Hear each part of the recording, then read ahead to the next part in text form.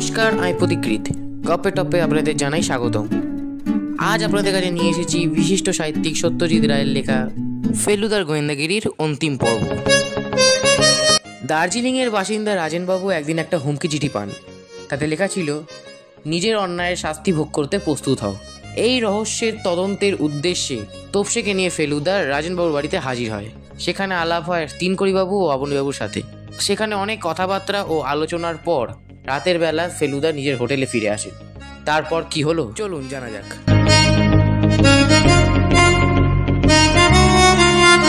ফেলুদা হলো আমার মাসুদ দাদা।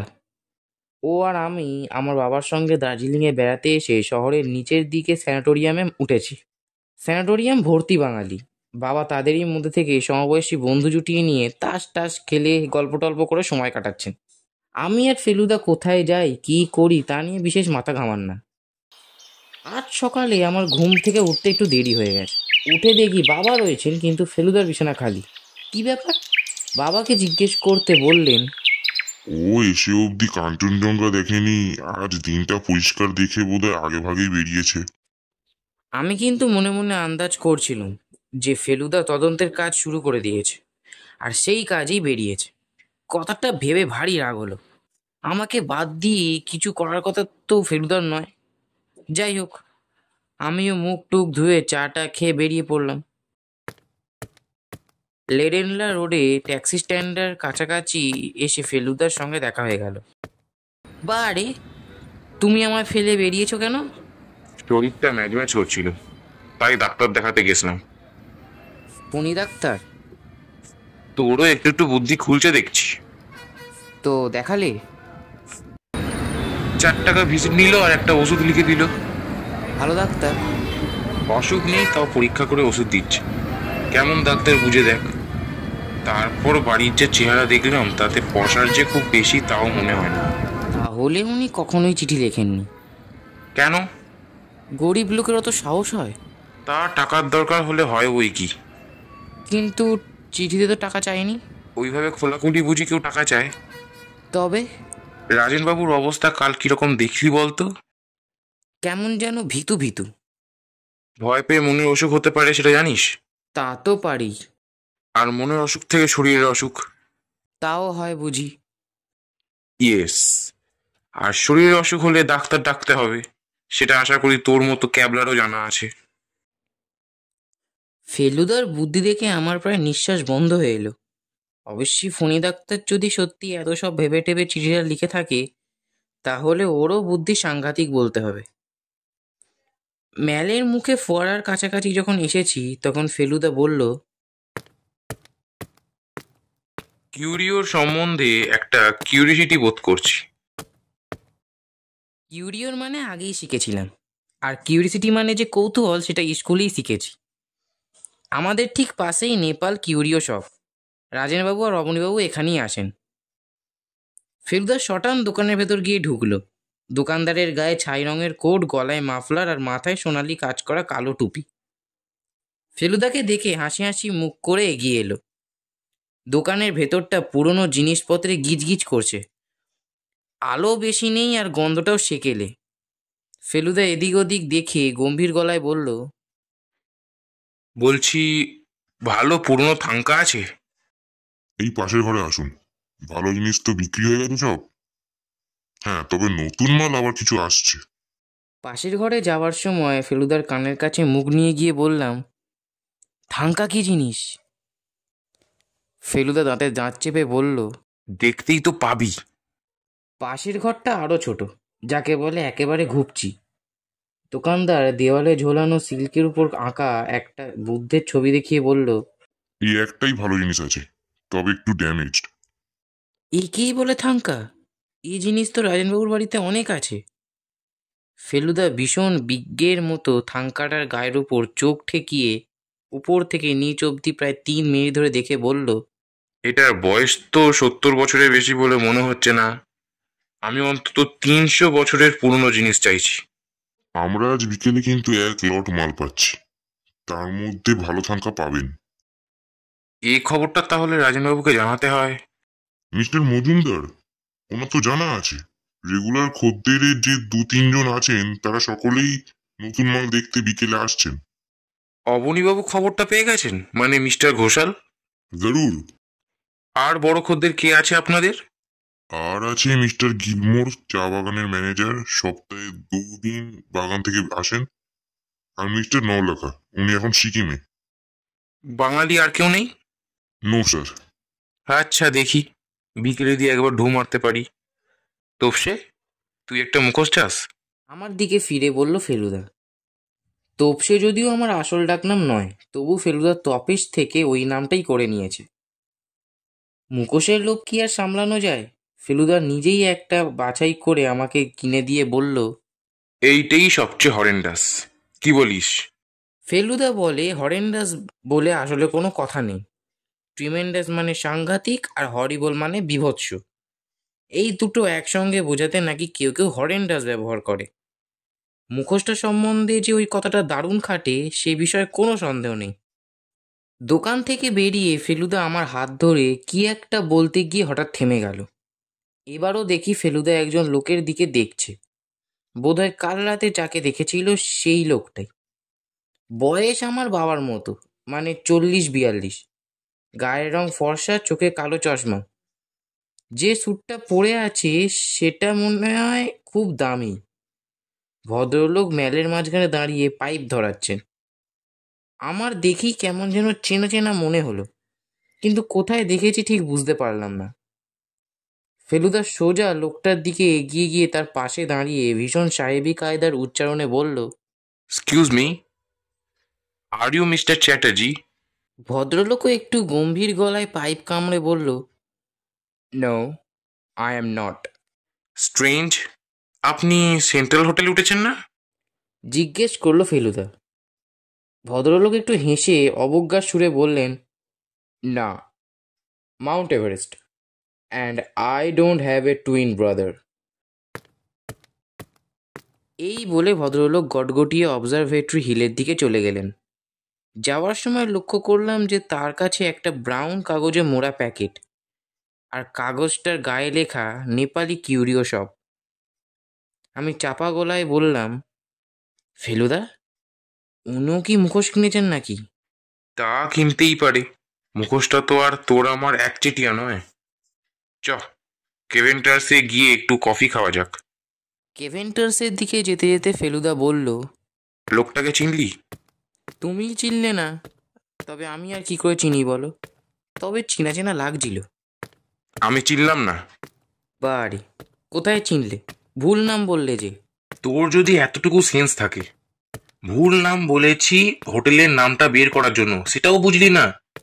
লোকটার আসল নাম কি জানিস? প্রবীর মজুমদার। ও হো, হ্যাঁ ঠিক বলেছো, ঠিক বলেছো। রাজেনবাবু ছেলে তাই না, যার ছবি রয়েছে তাকের উপর? অবশ্যই বয়সটা এখন অনেক বেড়ে গেছে তো। শুধু যে চেহারায় মিল তা নয়, গালের আঁচিলটা নিশ্চয়ই তুইও লক্ষ্য করেছিস। আসল কথা হচ্ছে ভদ্রলোকের জামা কাপড় সব বিলিতি। স্যুট লন্ডনের, টাই প্যারিসের, জুতো ইটালিয়ান, এমনকি রুমালটা পর্যন্ত বিলিতি। সদ্য বিলেত ফেরত, সে বিষয়ে কোনো সন্দেহ নেই। কিন্তু ছেলে এখানে রয়েছে সে খবর রাজেনবাবু জানেন না? বাপ যে এখানে রয়েছে সেটা ছেলে জানে কি না সেটাও খোঁজ নিয়ে দেখা দরকার। রহস্য ক্রমেই ঘনিয়ে আসছে। এই কথাটা ভাবতে ভাবতে কেভেন্টারের দোকানে পৌঁছলাম। দোকানের ছাদে যে বসার জায়গাটা আছে সেটা আমার ভীষণ ভালো লাগে। চারিদিকে দার্জিলিং শহরটা আর ওই নিচের বাজারটা দারুণ ভালো দেখায়।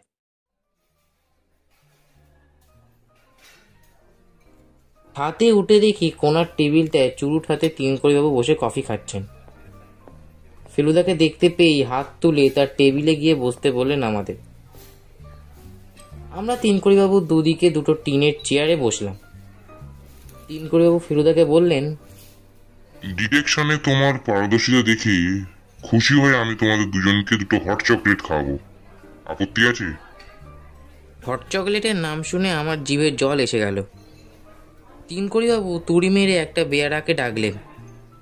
বেয়ারা এসে অর্ডার নিয়ে গেলে পর তিনকড়িবাবু কোটের পকেট থেকে একটা বই বার করে ফেলুদাকে দিয়ে বললেন, এই নাও, একটা এক্সট্রা কপি ছিল আমার লেটেস্ট বই, তোমায় দিলুম। বইয়ের মলারটা দেখে ফেলুদার মুখ হাঁ হয়ে গেল। আপনার বই মানে? আপনার লেখা? আপনি গুপ্তচর নাম নিয়ে লেখেন? তিনকড়িবাবু আধবোজা চোখে অল্প হাসি হেসে মাথা নেড়ে হ্যাঁ বললেন। ফেলুদার অবাক ভাব যেন আরও বেড়ে গেল। সে কি? আপনার সবকটা উপন্যাস যে আমার পড়া। বাংলায় আপনার ছাড়া আর কারোর উপন্যাস আমার ভালো লাগে না। Thank you. ব্যাপারটা কি জানো, এখানে একটা প্লট মাথায় নিয়ে লেখার জন্য এসেছিলাম। এখন দেখছি বাস্তব জীবনের রহস্য নিয়ে মাথা ঘামিয়েই ছুটি ফুরিয়ে গেল। আমার সত্যিই দারুণ লাগ আপনার সঙ্গে এভাবে আলাপ হয়ে গেল। ফেলুদা এবার তার এক্সাইটিং খবরটা তিনকড়িবাবুকে দিয়ে দিল। রাজেনবাবুর ছেলেকে আজ দেখলাম। তাই নাকি? এই 10 মিনিট আগে। তুমি ঠিক বলছো? মানে চিনতে পেরেছো তো ঠিক? 14 আনা শিওর। মাউন্ট এভারেস্ট হোটেলে গিয়ে খোঁজ করলে বাকি 2 আনাও পুড়ে যাবে বোধ করি। তিনকড়িবাবু হঠাৎ একটা দীর্ঘশ্বাস ফেললেন। রাজেনবাবুর মুখে তার ছেলের কথা শুনেছো? কাল যা বললেন তার বেশি শুনিনি। আমি শুনেছি। সে অনেক কথা। ছেলেটি অল্প বয়সে বকে গিয়েছিল। বাপের সিন্দুক থেকে টাকা চুরি করে ধরা পড়েছিল। রাজেনবাবু তাকে ত্যায্য পুত্র করেন। বাড়ি থেকে বেরিয়ে যেতে বলে, ছেলেটি গিয়েও ছিল তাই। 24 বছর বয়স তখন তার। একেবারে নিখোঁজ। রাজেনবাবু অনেক অনুসন্ধান করেছিলেন, কারণ পরে তার অনুতাপ হয়, কিন্তু ছেলে কোনো খোঁজ খবর নেয়নি বা দেয়নি। এক্ষেত্রে তাকে দেখিয়েছিলেন রাজেনবাবুরই এক বন্ধু, তাও সে 10-12 বছর আগে। রাজেনবাবু তাহলে জানেন না যে তার ছেলে এখানে আছে? নিশ্চয়ই না। আমার মনে হয় ওকে না জানানোই ভালো। একই চিঠির শখ, তার উপর। তিনকড়িবাবু হঠাৎ থেমে গেলেন। তারপর ফেলুদার দিকে ফিরে বললেন, ওহো, আমার বুদ্ধি শুদ্ধি সব লোপ পেয়েছে। রহস্য উপন্যাস লেখা ছেড়ে দেওয়া উচিত। প্রবীর মজুমদার যে চিঠি লিখে থাকতে পারে সেটা আপনার খেয়াল হয়নি তো? এক্স্যাক্টলি। কিন্তু তিনকড়িবাবু একটু অন্যমনস্ক হয়ে গেলেন। বেয়ারা হট চকলেট এনে টেবিলে রাখতে তিনকড়িবাবু যেন চাগিয়ে উঠলেন। ফেলুদার দিকে ফিরে বললেন, বাই দ্য ওয়ে, ফণি মিত্তিরকে কেমন দেখলে? ফেলুদা যেন হকচকিয়ে উঠল। সে কি? আপনি কি করে জানলেন আমি ওখানে গেছিলাম? তুমি যাওয়ার অল্পক্ষণ পরেই আমিও গেছিলাম। আমাকে রাস্তায় দেখেছিলেন বুঝি? না, ডাক্তারের ঘরের মেঝেতে একটা মরা সিগারেট দেখে জিজ্ঞেস করলাম কে খেয়েছে। ডাক্তার ধূমপান করেন না। ফণিবাবু তখন বর্ণনা দিলেন, তাতে তোমার কথাই মনে হলো। যদিও তোমাকে আমি সিগারেট খেতে দেখিনি, কিন্তু এখন তোমার আঙুলের গায়ে হলদে রং দেখে বুঝেছি তুমি খাও। বাহ, দারুণ অবজারভেশন তো আপনার। তবে আপনারও কি ফণি মিত্তিরকে সন্দেহ হয়েছিল নাকি? তা আবার হবে না? লোকটাকে দেখলে অভক্তি হয় কি না বলো? তা হয়। রাজেনবাবু যে কেন ওকে আমল দেন জানি না। তাও জানো না? দার্জিলিং এ আসার কিছুদিনের মধ্যেই রাজেনবাবু ধম্মে কম্মে মন যায়। তখন ফণিবাবুই তাকে এক গুরুর সন্ধান দিয়েছিলেন।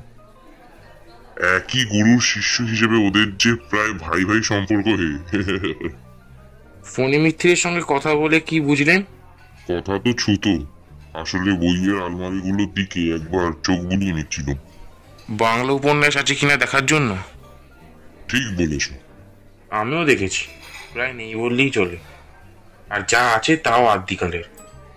কিন্তু ফণি ডাক্তার অন্যের বাড়ির বই থেকেও তো কথা কেটে চিঠি তৈরি করতে পারে। তা পারে, তবে লোকটাকে দেখে ভারী কুঁড়ে বলে মনে হয়। এই ব্যাপারে অতটা কাঠখড় পোড়াবে সেটা কেন যেন বিশ্বাস হয় না। ফেলুদা এবার বলল, অবনী ঘোষাল লোকটা সম্পর্কে আপনার কি ধারণা? বিশেষ সুবিধের লোক নয় বলেই আমার বিশ্বাস। ভারী ওপর চালাক। আর ওসব প্রাচীন শিল্প টিল্প কিছু না। আসল লোভ হচ্ছে টাকার। এখন খরচ করে জিনিস কিনবে, পরে বিদেশিদের কাছে বিক্রি করে 5 গুণ প্রফিট করবে। ওর পক্ষে এই হুমকি চিঠি দেওয়ার কোনো কারণ থাকতে পারে বলে কি আপনার মনে হয়? সেটা এখনো তলিয়ে দেখিনি। কিন্তু আমি একটা কারণ আবিষ্কার করেছি। আমি অবাক হয়ে ফেলুদার দিকে চাইলাম। ওর চোখ দুটো জল করছে। কারণ? যে দোকান থেকে ওরা জিনিস কেনেন সেখানে কিছু ভালো নতুন মাল আজ বিকেলে আসছে। গলা নামিয়ে বলল ফেলুদা। এবার দেখি তিনকড়িবাবুর চোখ জল জল করে উঠল। বুঝেছি। হুমকি চিঠি পেয়ে রাজেন মজুমদার ঘরে বন্দি হয়ে রইলেন, আর সেই ফাঁকতালে অবনী ঘোষাল দোকানে গিয়ে সব লুটে পুটে নিলে, তাই তো? এক্স্যাক্টলি। তিনকড়িবাবু চকোলেটের পয়সা দিয়ে উঠে পড়লেন। আমরা দুজনে উঠে পড়লাম। উৎসাহে আর উত্তেজনায় আমার বুকটা ঢিপ ঢিপ করছিল। অবনী ঘোষাল, প্রবীর মজুমদার আর ফণী মিত্তির, তিনজনকেই তাহলে সন্দেহ করার কারণ আছে। 15 মিনিটের মধ্যেই মাউন্ট এভারেস্ট হোটেলে গিয়ে ফেলুদা সেই খবরটা জেনে নিল। প্রবীর মজুমদার বলে একজন ভদ্রলোক সেই হোটেলের 16 নম্বর ঘরে 5 দিন হলো এসে রয়েছেন। বিকেলের দিকে রাজেনবাবুর বাড়িতে যাওয়ার কথা ফেলুদা বলেছিল, কিন্তু দুপুর থেকে মেঘলা করে 4টে নাগাদ তেড়ে বৃষ্টি নামলো। আকাশের চেহারা দেখে মনে হলো বৃষ্টি সহজে থামবে না। ফেলুদা সারাটা সন্ধে খাতা পেন্সিল নিয়ে কী সব যেন হিসেব করলো। আমার ভীষণ জানতে ইচ্ছা করছিল কি লিখছে, কিন্তু জিজ্ঞেস করতে সাহস হলো না। শেষটায় আমি তিনকড়িবাবুর বইটা নিয়ে পড়তে আরম্ভ করলাম। দারুণ থ্রিলিং গল্প। পড়তে পড়তে রাজেনবাবুর চিঠির ব্যাপারটা মন থেকে প্রায় মুছেই গেল।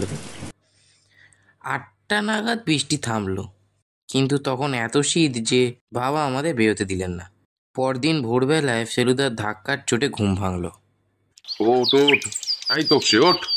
আমি ধর্মড়িয়ে উঠে পড়লাম। ফেলুদা কানের কাছে মুখ এনে দাঁতে দাঁত চেপে এক নিঃশ্বাসে বলে গেল, রাজেনবাবু নেপালি চাকর এসেছিল, বলল বাবু এক্ষুনি যেতে বলেছেন, বিশেষ দরকার। তুই যদি যেতে চাস তো। সে আর বলতে। 15 মিনিটের মধ্যে তৈরি হয়ে রাজেনবাবুর বাড়ি পৌঁছে দেখি তিনি ফ্যাকাশে মুখ করে খাটে শুয়ে আছেন। ফণী ডাক্তার তার নাড়ি টিপে খাটের পাশটায় বসে, আর তিনকড়িবাবু এই শীতের মধ্যেও একটা হাত পাকা নিয়ে মাথার পিছনটায় দাঁড়িয়ে হাওয়া করছেন।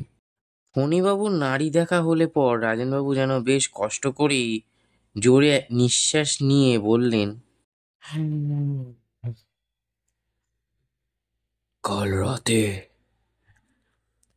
12টার কিছু পরে ঘুমটা ভাঙতে বিদ্যুতের আলোয় আমার মুখের ঠিক সামনে I saw a masked face. Masked face. মুখোশ পরা মুখ। রাজেনবাবু দম নিলেন। ফণী মিত্তির দেখলাম একটা প্রেসক্রিপশন লিখছেন। রাজেনবাবু বললেন, দেখে এমন হলো যে চিৎকারও বেরোলো না গলা দিয়ে। রাতটা যে কিভাবে কেটেছে তা বলতে পারি না। ফেলুদা বলল, মানে জিনিসপত্র কিছু চুরি যায়নি তো? না, তবে আমার বিশ্বাস আমার বালিশের তলা থেকে আমার চাবির গোছটা নেওয়ার জন্যই সে আমার উপর ঝুঁকেছিল। কিন্তু ঘুম ভেঙে যাওয়াতে জানলা দিয়ে লাফিয়ে, ওহ হরিবল হরিবল। আপনি উত্তেজিত হবেন না, আপনাকে একটা ঘুমের ওষুধ দিচ্ছি, আপনার কমপ্লিট রেস্টের দরকার। এই বলে ফণীবাবু উঠে পড়লেন। ফেলুদা হঠাৎ বলল, ফণীবাবু, কাল রাত্রে রুগী দেখতে গেছিলেন বুঝি? কোটের পিছনে কাদার ছিঁড়ে লাগলো কি করে? হ্যাঁ, না না না, তেমন কিছু না। ডাক্তারের লাইফ তো জানেনি, আর্তের সেবায় যখন জীবনটাই উৎসর্গ করেছি, তখন ডাক যখনই আসুক না কেন বেরোতেই হবে। সে ঝড়ই হোক আর বৃষ্টি হোক আর বরফই পড়ুক, কি বলেন? ফণীবাবু তার পাওনা টাকা নিয়ে চলে গেলেন। রাজেনবাবু এবার সোজা হয়ে উঠে বসে বললেন, তোমার আশাতে অনেকটা সুস্থ বোধ করছি। বেশ খানিকটা ঘাবড়ে গেছলুম জানো। এখন বোধহয় বৈঠকখানায় গিয়ে একটু বসা চলতে পারে।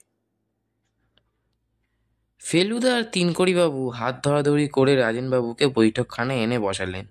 তিনকড়িবাবু বললেন, ঈশানে ফোন করেছিল, যদি যাওয়াটা দুদিন পিছনো যায়।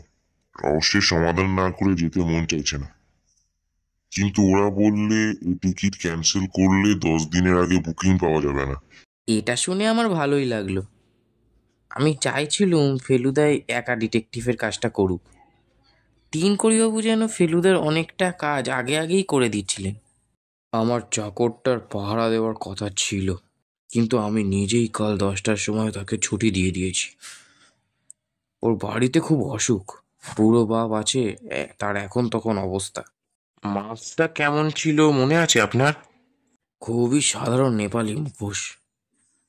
দার্জিলিং শহরেই অন্তত আরও 300-400 খোঁজ করলে পাওয়া যাবে। আমার এই ঘরেই তো আরও 5খানা রয়েছে। ওই যে দেখো না। রাজেনবাবু যে মুখোশটার দিকে আঙুল দেখালেন, ঠিক সেই জিনিসটা কাল ফেলুদা আমার জন্য কিনে দিয়েছে। তিনকড়িবাবু এতক্ষণ বেশি কথা বলেননি, এবার বললেন, আমার মতে এবার বোধহয় পুলিশে একটা খবর দেওয়া উচিত। একটা প্রোটেকশনের তো দরকার। কাল যা ঘটেছে, তারপরে তো আর ব্যাপারটাকে ঠাট্টা বলে নেওয়াই চলে না। ফেলুবাবু, তুমি তোমার নিজের ইচ্ছে মতো তদন্ত চালিয়ে যেতে পারো, তাতে তো তোমাকে কেউ বাধা দেবে না। কিন্তু আমি সব দিক বিবেচনা করে বলছি, এবার পুলিশের সাহায্য নেওয়া দরকার। আমি বরং যাই, গিয়ে একটা ডায়েরি করে আসি। প্রাণের ভয় আছে বলে মনে হয় না, তবে রাজেনবাবু, আপনার ঘন্টাটা একটা সাবধানে রাখবেন। আমরা যখন উঠছি তখন ফেলুদা রাজেনবাবুকে বলল, তিনকড়িবাবু তো চলে যাচ্ছেন, তার মানে আপনার একটি ঘর খালি হয়ে যাচ্ছে। আমরা যদি আজ রাতটা ও ঘরে এসে থাকি তাহলে আপনার কোনো আপত্তি আছে কি? না না, মোটেই না। আপত্তি কি? তুমি তো হলে আমার প্রায় আত্মীয়ের মতো। আর সত্যি বলতে কি, যত বুড়ো হচ্ছি তত যেন সাহসটা কমে আসছে। ছেলে বয়সে দুরন্ত হলে নাকি বুড়ো বয়সে মানুষ মেদ্দা মেরে যায়। তিনকড়িবাবুকে ফেলুদা বলল স্টেশনে ওকে সি অফ করতে যাবে। ফেরার পথে যখন নেপাল কিউরিও শপের পাশ দিয়ে যাচ্ছি, তখন আমাদের দুজনেরই চোখ গেল দোকানের ভিতর। দেখলাম দুজন ভদ্রলোক দোকানের ভিতর জিনিসপত্র দেখছে আর পরস্পরের সঙ্গে কথা বলছে। দেখে মনে হয় দুজনের অনেক দিনের আলাপ। একজন অবনী ঘোষাল আর একজন প্রবীর মজুমদার। আমি ফেলুদার দিকে চাইলাম। তার মুখের ভাব দেখে মনে হলো না সে কোনো আশ্চর্য জিনিস দেখেছে। 10:30টার সময় স্টেশনে গেলাম তিনকড়িবাবুকে গুড বাই করতে। উনি এলেন আমাদেরও 5 মিনিট পরে। চড়াই উঠে উঠে পায়ে ব্যথা হয়ে গেছে, তাই আস্তে হাঁটতে হলো। সত্যিই ভদ্রলোক একটু খোঁড়ার ছিলেন। নীল রঙের ফার্স্ট ক্লাস কামরায় উঠে তিনকড়িবাবু তার অ্যাটাচি কেস খুলে একটি ব্রাউন কাগজের প্যাকেট ফেলুদাকে দিলেন। আবার এটা কিনতে একটু সময় লাগলো। রাজবাবু তো আর কিউরিওর দোকানে যেতে পারলেন না, অথচ কাল সত্যি অনেক ভালো জিনিস এসেছে। তার থেকে একটি সামান্য জিনিস বাছাই করে ওর জন্য এনেছি। তোমরা আমার নাম করে শুভেচ্ছা জানিয়ে ওকে দিয়ে দিই। ফেলুদা প্যাকেটটা নিয়ে বলল, আপনার ঠিকানা দিয়ে গেলেন না? মিষ্টিটা সলভ করে আপনাকে জানিয়ে দেবো ভাবছিলাম যে। আমার প্রকাশকের ঠিকানাটা আমার বইতে পাবে, তার কেয়ারেই লিখলে চিঠিটা আমার কাছে পৌঁছে যাবে। ট্রেন ছেড়ে দিল। ফেলুদা আমাকে বলল, লোকটা বিদেশে জন্মালে দারুণ নাম আর পয়সা করত। পরপর এতগুলো ভালো রহস্য উপন্যাস খুব কম লোকই লিখেছে। সারা দিন ধরে ফেলুদা রাজেনবাবুর ব্যাপারটা নিয়ে নানান জায়গায় ঘোরাফেরা করলো। আমি অনেক করে বলতেও আমাকে সঙ্গে নিল না। সন্ধ্যাবেলায় যখন রাজেনবাবুর বাড়ি যাচ্ছি তখন ফেলুদাকে বললাম, কোথায় কোথায় গেলে সেইটে অন্তত বলবে তো। তবে শোন, দুবার মাউন্ট এভারেস্ট হোটেল, একবার ফণি মিত্তিরের বাড়ি, একবার নেপালি কিউরিও শপ, একবার লাইব্রেরি, আর এছাড়া আর কয়েক জায়গা। ও, বুঝলাম। আর কিছু জানতে চাস? অপরাধী কে বুঝতে পেরেছ? এখনো বলার সময় আসেনি। কাউকে সন্দেহ করেছ? ভালো ডিটেকটিভ হলে প্রত্যেককে সন্দেহ করতে হয়। প্রত্যেককে মানে? এই ধর তুই, মানে আমি?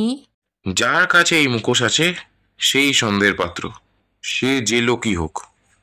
তাহলে তুমিই বা বাদ যাবে কেন? বেশি বাজে বকিসনি। বাড়ি, তুমি তো রাজেনবাবুকে আগে চিনতে, সে কথা তো গোড়ায় বলনি। তার মানে সত্য গোপন করেছো। আর আমার মুখোশ তো ইচ্ছে করলেই তুমিও ব্যবহার করতে পারো, হাতের কাছেই তো থাকে। Shut up, shut up. রাজেনবাবুকে এবেলা দেখে তবু অনেকটা ভালো লাগলো। কেমন আছেন জিজ্ঞেস করাতে বললেন, দুপুরের দিকটা বেশ ভালো বোধ করছিলাম।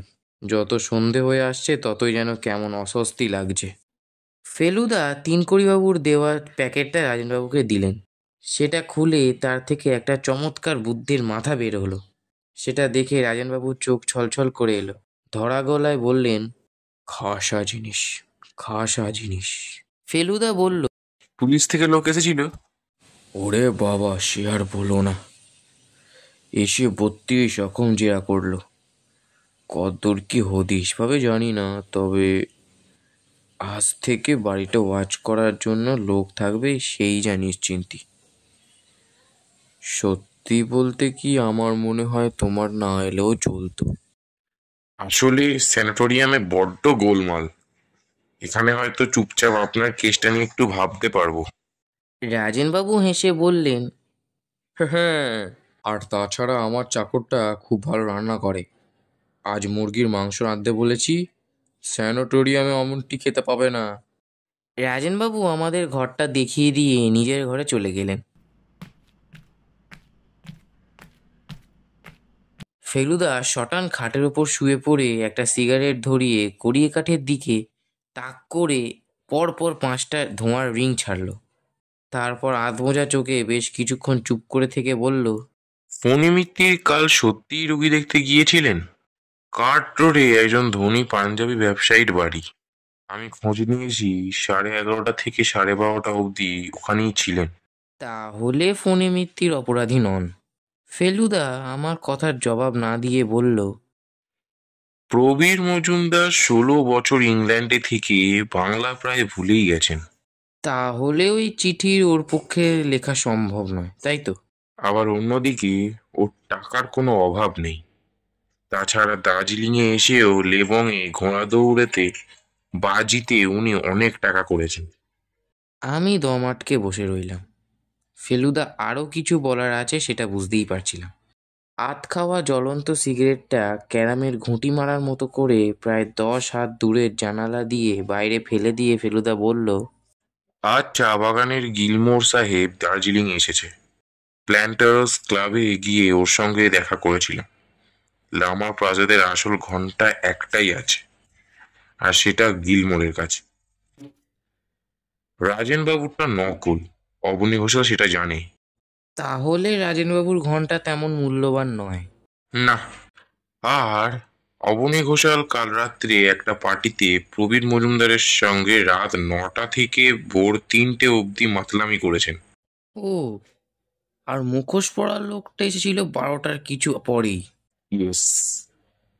আমার বুকের ভেতরটা কেমন খালি খালি লাগছিল। বললাম, তাহলে? ফেলুদা কিছু না বলে একটা দীর্ঘশ্বাস ফেলে খাট থেকে উঠে পড়ল। ওর ভুরু দুটো যে এতটা কুঁচকোতে পারে সে আমার আগে জানা ছিল না। কয়েক সেকেন্ড চুপ করে দাঁড়িয়ে থেকে কি যেন ভেবে ফেলুদা বৈঠকখানার দিকে চলে গেল। যাওয়ার সময় বলল, একটু একা থাকতে চাই, ডিস্টার্ব করিস না।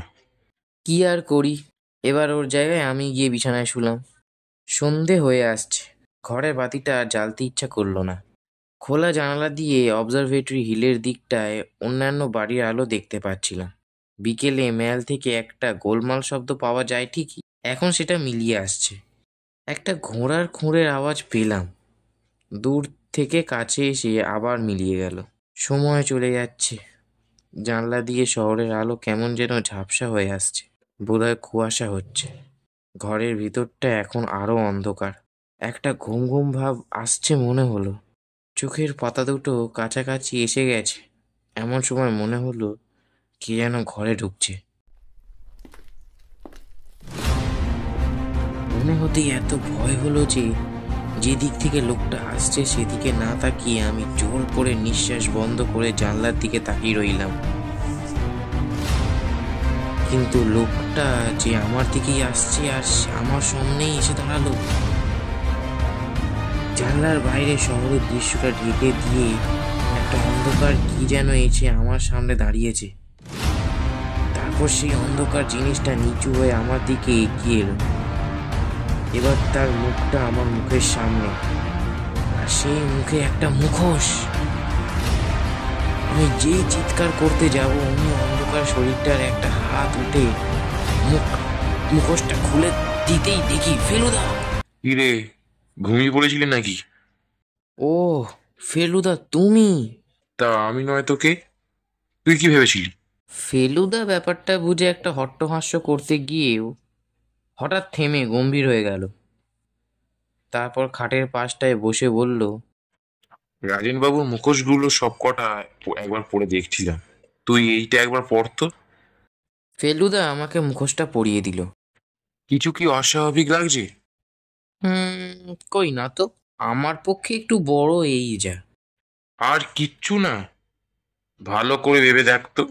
একটু একটু যেন কিসের একটা গন্ধ। কিসের গন্ধ?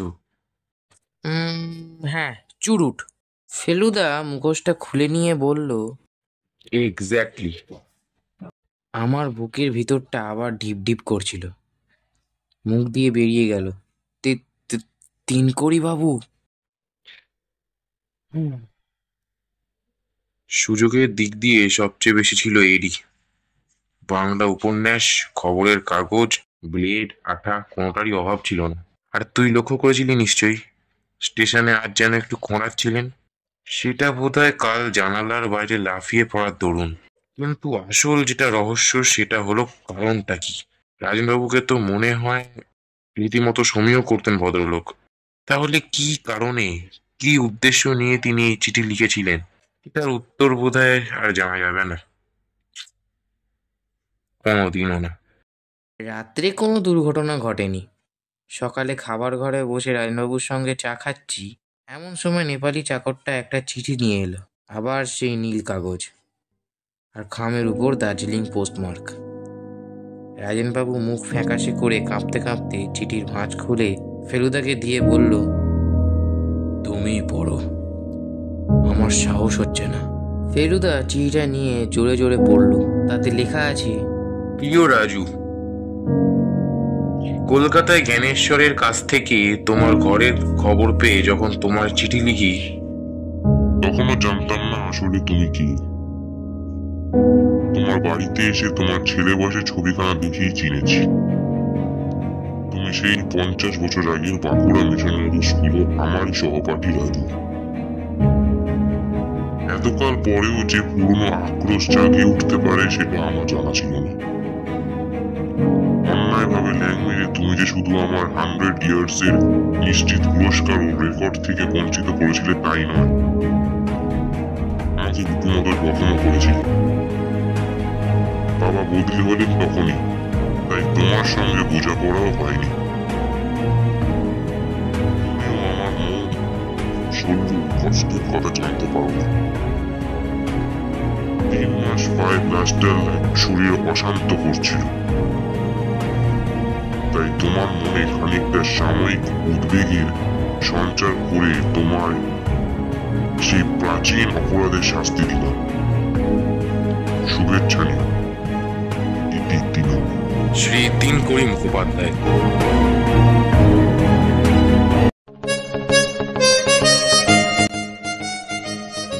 ফেলুদার গোয়েন্দাগিরি গল্পে রাজেনবাবুর হুমকি চিঠির মিস্ট্রি এইভাবেই সলভ হলো।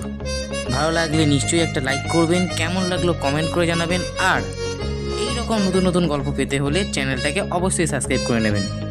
আজ তবে আসি। তোমাদের মনের প্রশ্ন নিশ্চয়ই এরপরে কি গল্প আসছে সেটা না হয় সাসপেন্সই রইল।